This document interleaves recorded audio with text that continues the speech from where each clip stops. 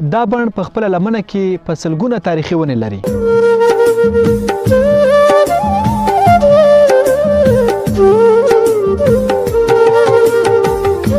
عزت الله کاکا چې خپل تور ویښته په همدې باغ کې سپین کړي دي. نه کې یو سنگ مرمر تیګه وا په هغه باندې د باغ تاریخ لیکل شوی و چې هغه کې لیکل شوی و داسې چې دا باغ شاهجهان پاچا جوړ کړی و د هغې یوه لور وه چې میملا نومیدله.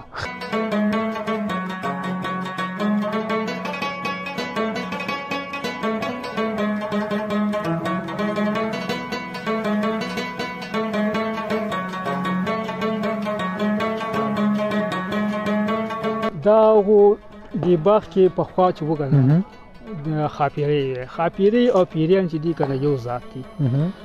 خاپیري بیا د ورکې شولې خو پیریان دا اوس هم وجود لري. دلته پیریان خلک کم بل خوا ته هڅوي که نه سترګې چې پټې شي طبعا داسې هغه ترسره کوي. دا چې دي که نه تاثیر په مغزو باندې بوج راوړي. دا ګوره غلط روان دی که نه داسې ورته هغه شي که نه ډنډ ښکاره شي.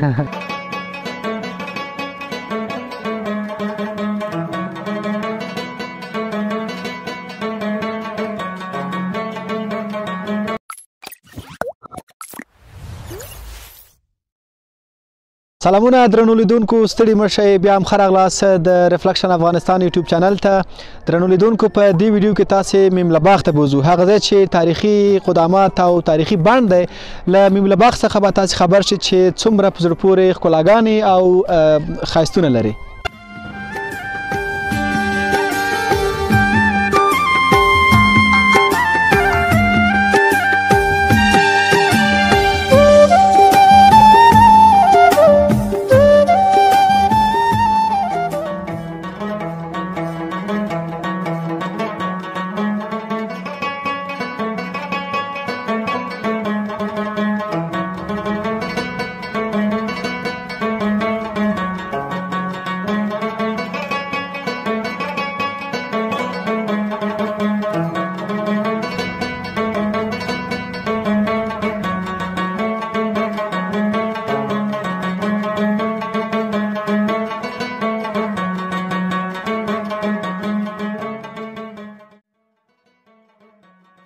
میمله هغه باغ چې زیاتو کم 400 کاله لرغونتوب لري او د یو پاچا لخوا خپلې لور ته ډالۍ شوی دی.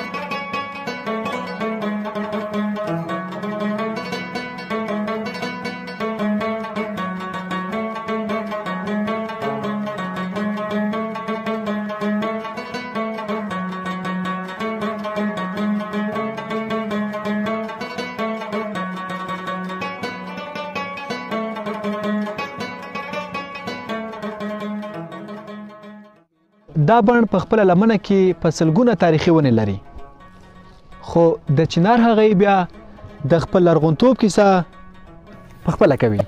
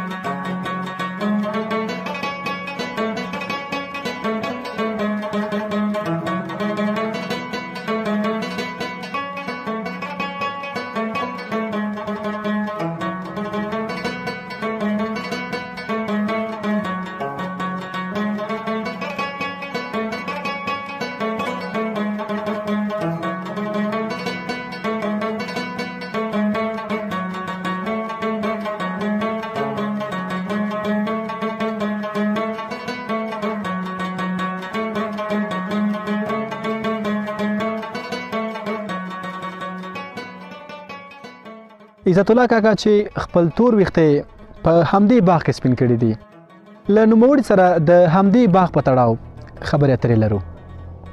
عزت الله کاکا ستړي مه شئ، په خیر راغلی. زنده‌باد، کورم آباد. زما نوم عزت الله دی، د سابقه باشي زوی.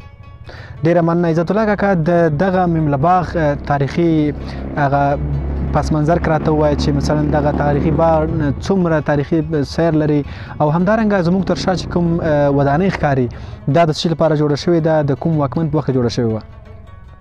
دا د غازي امان الله خان وخت کې د ما نیکه په دې باغ کې باغوان و. بیا د هغه نه وروسته د ما پلار باشي په دې هغه کې باغوان شولو چې ظاهر شاه په وخت کې د پلار نه مې وروسته و زه په دې باغ کې زه د کارګر په حیث زه کار کوم چې 28 کاله دا سګینه کال چې روان دی 28 کاله د ما د باغواني موده کېږي.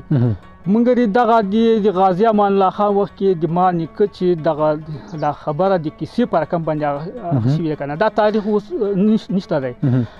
ما پلار نیکه به د پلار له داسې کیسه کړې وه چې د لاندې یو عمارت دی، په دې عمارت کې د امیر حبیب الله خان په وخت کې جوړه شوې وه چې دغه دې کې ودانۍ کې یوه سنگ مرمر تیږه وه، په هغې باندې د باغ تاریخ لیکل شوی و چې په هغې کې لیکل شوي وه داسې چې دا باغ شاهجهان پاچا جوړ کړی و، د هغې یوه لور وه چې میمله نومېدله او دغه باغ یې د هغې ته ډالۍ کړ کړلو.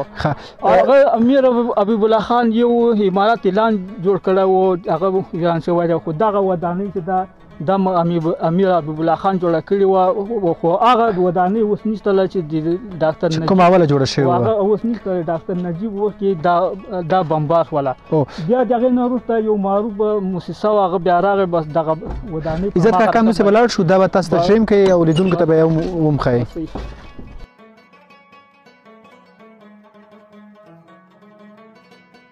دا ودانۍ د معروف موسسه وه، هغه بیا جوړه کړله بس دوباري کنې دا د نجیب وخت کې هغه د تاریخي ماڼۍ چې هغه بمبار شوله. بیا یعنې هغه له منځه تللې وه، هغه منځه لاړله، خو په هماغه سویه باندې بیا معروف موسسې بیا دغه ودانۍ جوړه کړله چې دغه دوه د سالون کوټې دي، دغه کې به مېلمانه به کېناستل. دا سالون و؟ دا سالون و، یو دا سالون و، یو هغه سالون و، او د دې هغه څلور کوټې د برج په نامه باندې یادېدلې، دې کې به جملاستی ځای به و. یعنې حبیب الله خان به دلته راتلو، دمه ځای به یې دا و؟ دمه ځای به یې دا و.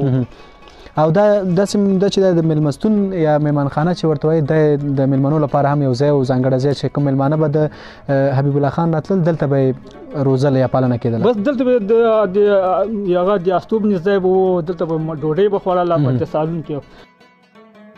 هغه بس هغه نازولې لوري وه، خو باغ چې جوړ کړی دا د همغې په نامه کړی و. ښه، یعنې داسې معلومات نشته چې راغلی به یا به نه راغلی ورته؟ خامخا به راغلی چې یو شی سړی جوړ کړي نو هغه ځای له خو خامخا سړی تګ ورکوي.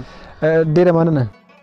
درنو لیدونکو، تاسې د عزت کاکا خبرې واورېدې چې د دغه تاریخي ودانۍ په اړه خپل معلومات له موږ سره شریک کړل. دغه باغ یا دغه ودانۍ چې په میمله باغ کې موقعیت لري د شاهجهان نه وروسته د واکمن حبیب الله خان ځایناستی یا هم دلته د میلمستون په نامه یا د هغه وګړو لپاره چې حبیب الله خان ته به راتلل دا یې دمه ځای و.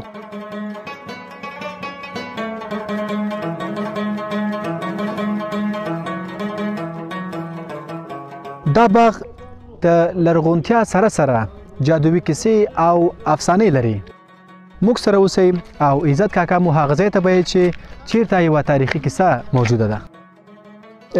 دا چې څه کیسه ده او څه ډول جادوي لوبه ده، عزت کاکا به موږ ته لږ معلومات راکړي. دا د باغ کې پخوا چې وګڼو خاپیرۍ او پیریان چې دي که نه یو ذات دي. خاپیرۍ بیا د ورکې شولې، خو پیریان دا اوس هم وجود لري، دلته شته دی اوس که نه. موږ ډېرې منشي شوي دي، موږ هغه کوي که نه، یعنې تاسو معلومات موږ له شوي دي او کېږي. دغه ځای چې دی که نه دغه ځای نه بس تر هغه پورې بس سترګې پټې کې نشي تللی. دا تاثیر د پیریانو باندې دی چې په انسان باندې یو تاثیر رسي او موږ نشي تللی یو خوا او بله خوا. موږ به یو ځوان اوس وګورو چې دا تللی شي که نه. دانش صاحب به راشي او دا عملیه به اجرا کړي. زه اوس ځم وارث صاحب، دا لونګه ښه سترګې ورته کلکې وتړه چې هسې نه لیدونکي سترګې به پټې اوس نه نه پټول نه سترګې تړل کېږي دلته باندې تړو سترګې چې پټې کړي بیا خیال نه شي نه خو دا ځان ته اثر لري که نه لیدونکو سترګې په مکمل ډول پټې دي ښه داسې نه ده چې مثلا د دې څخه څه ورته ښکاري یا څنګه که نه دا څو دي ښه یعنې سترګې په مکمل ډول پټې دي عزت کاکا لاړ به شي نو صحیح ده وروره مخامخ به ځې چې پام ونه غورځېږي ښه مخامخ به ځې ښه عزت کاکا نو دلته دغه پیریان خلک کم بل خواته هڅوي که نه سترګې چې پټې شي طبعا داسې هغه ترسره کېږي دا چې دي که نه تاثیر په موضوع باندې بوج دا ګوره غلط روان دی که نه داسې ورته هغه شي که نه ډنډ ښکاره شي